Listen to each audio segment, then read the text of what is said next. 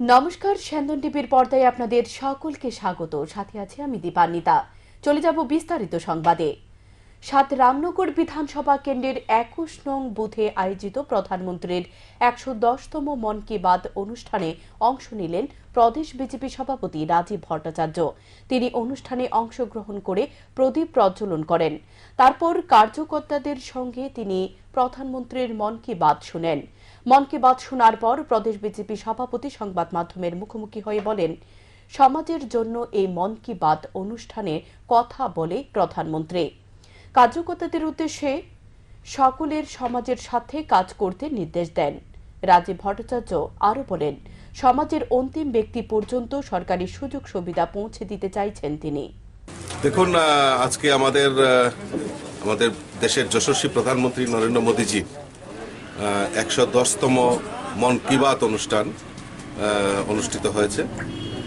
আমার সৌভাগ্য হয়েছে যে আজকে সাত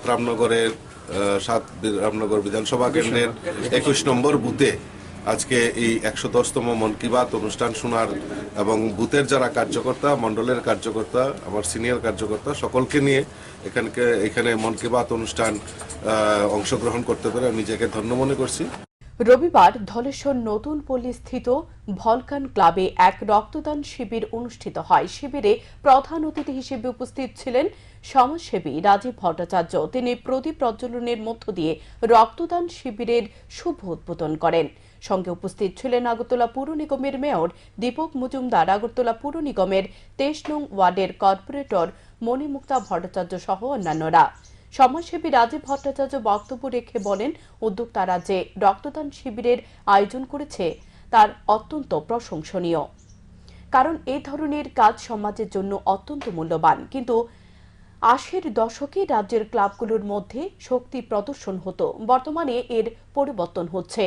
এখন ক্লাবগুলোর মধ্যে সামাজিক কাজকর্মের উপর প্রতিযোগিতা হয় এবং আগামী দিনে এ ধরনের উদ্যোগ আরও বৃদ্ধি পাবে বলে আশা ব্যক্ত করেন রাজীব ভট্টাচার্য। পরে রক্তদান শিবিরটি তিনি ঘুরে দেখেন, কথা বলেন রক্তদাতাদের সাথে, শুভেচ্ছা জানান রক্তদাতাদের। এই যে রক্তদানের মাধ্যমে সামাজিক কর্মসূচিতে এগিয়ে আসা, এটা একটা যেন ত্রিপুরা রাজ্যে এটা নূতন আঙ্গিনায় তা শুরু হয়েছে। আজকে যদি আমরা দেখি ৮০-র দশকের আগেও এখানে আমার অনেক গুরুজনেরা আছেন, আমার সঙ্গে একমত হবেন কিনা জানি না, যে আমরা একটা সময় দেখলাম ক্লাবে ক্লাবে কম্পিটিশন হতো, কার কত মাসুল পাওয়ার রয়েছে, কার কাছে কত সেই মাসুল ম্যানরা রয়েছেন, তা নিয়ে একটা কম্পিটিশন হতো।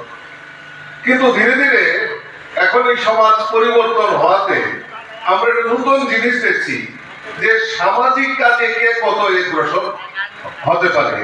সমাজ পরিবর্তনের দিকে এগিয়ে নেওয়ার চেষ্টা চলছে। এর জন্য বিভিন্ন বিতর্ক, দ্বন্দ্ব চলছে। কখনো কখনো বিতর্ক স্বৈর মনোভাব সৃষ্টি করছে। বলা হচ্ছে এসব কথা ভারতবর্ষে বলা যাবে না, কারণ ভারতবর্ষ এখন ভক্ত ভারত হয়ে গেছে এবং রাজনৈতিক বিতর্ক রয়েছে। নেতারা তাদের ভাষণ দিয়ে আদর্শ তুলে ধরেছে, কখনো কখনো আবার তাদেরই মুখোশ খুলে যাচ্ছে। অক্ষর পাবলিশের আয়োজিত গ্রন্থ প্রকাশ অনুষ্ঠানে রবিবার একথা বলেন ওড়িশার হাইকোর্টের প্রাক্তন বিচারপতি শুভাশিস তলাপাত্র। আগরতলা প্রেস ক্লাবে আয়োজিত এই দিনের অনুষ্ঠানে ওনার হাত ধরে এক গ্রন্থের প্রকাশ হয়। উপস্থিত ছিলেন অন্যান্য অতিথিরাও। ১৯১৭ সালে রুশ দেশে অনুষ্ঠিত হয়ে যাওয়া সমাজতান্ত্রিক বিপ্লব শুধু জওহরলাল নেহরু নয়, সারা ভারত পৃথিবী জুড়ে মুক্তিকামী মানুষের সামনে একটি বিকল্প সমাজ তৈরি করার পথ দেখিয়েছিল এবং তারই প্রতিফলন সেখানে ঘটেছে।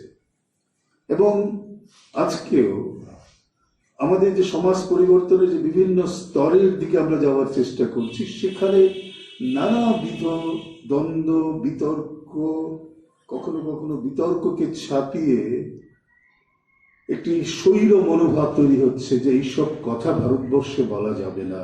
কেন?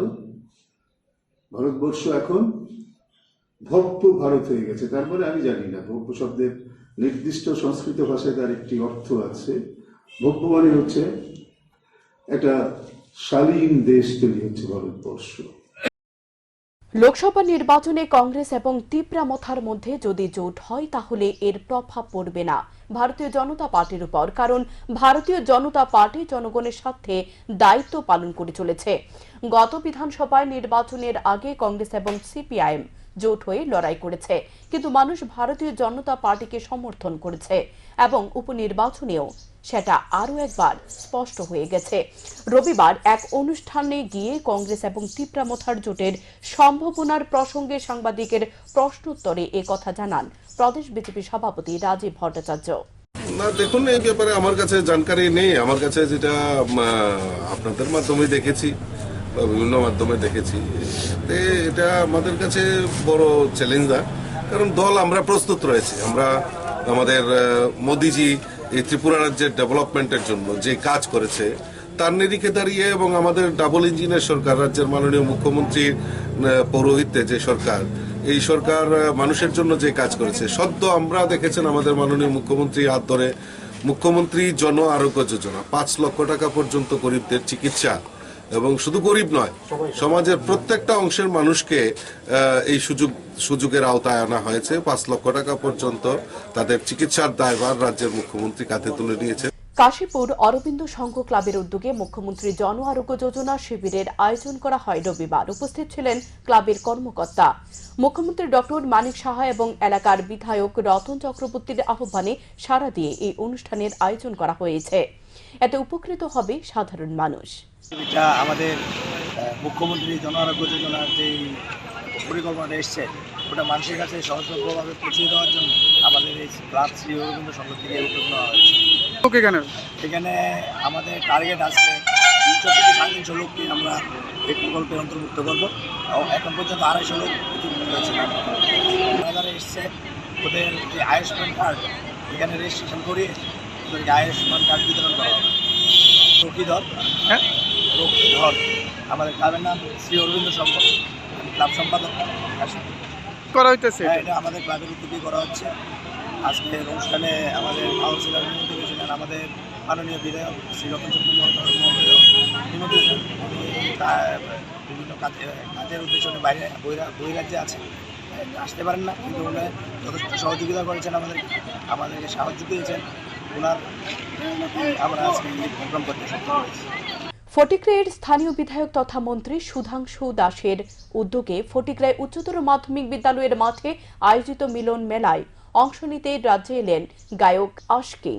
আগরতলা বিমানবন্দরে তাকে স্বাগত জানান মেলা কমিটির সদস্যরা। মিলন মেলায় আয়োজিত গানের অনুষ্ঠানে তিনি অংশ নিয়ে গান গাইবেন।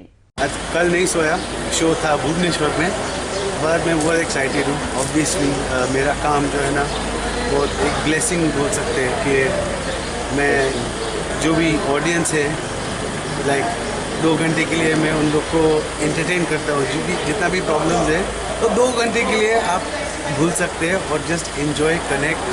मेरा म्यूज़िक जो मैं कोशिश करता हूँ गाने के लिए, और बस वही मेरा काम है और वही मेरा लाइफ है। So I am just very excited. अभी ऑब्वियसली अगरतला मैं आधा बंगाली हूँ, आशुतोष गांगुली, तो आशकिंग स्टेज नेम है, तो ऑब्वियसली वो भी कनेक्शन है। जो मैंने गाया बंगाल फिल्म में, वो भी गा सकता हूँ, हिंदी भी गा सकता हूँ ऑडियंस के लिए। तो मैं थोड़ा ज़्यादा एक्साइटेड हूँ बिकॉज मैं ज़्यादा गा सकता हूँ ये ऑडियंस के लिए। নাগাল্যান্ডে আয়োজিত নর্থ ইস্ট অলিম্পিক গেমস অংশগ্রহণ করবে রাজ্য দল। 18 মার্চ থেকে 23 মার্চে হবে এই আসর। প্রতিযোগিতাকে সামনে রেখে শুক্রবার উমাকান্ত ভলিবল কোর্টে নির্বাচনী শিবিরের আয়োজন করা হয়। শিবিরে 28 জন খেলোয়াড় অংশগ্রহণ করে। সেখান থেকে বাছাই করে রাজ্য দল গঠন করা হবে বলে জানান নর্থ ভলিবল ডেভেলপমেন্ট কমিটির যুগ্ম সচিব Arup Goswami.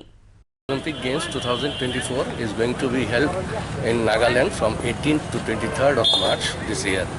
So Tripura Volleyball Association is sending volleyball men's team to participate in this tournament. So the selection trial is going on today at Umakanta Academy playground. Total 28 players from different districts of Tripura are participating in this selection trial. Out of them, we shall select 12 players. এখনকার মতো সংবাদ এই পর্যন্তই। চোখ রাখুন স্যান্দন টিভির পর্দায়।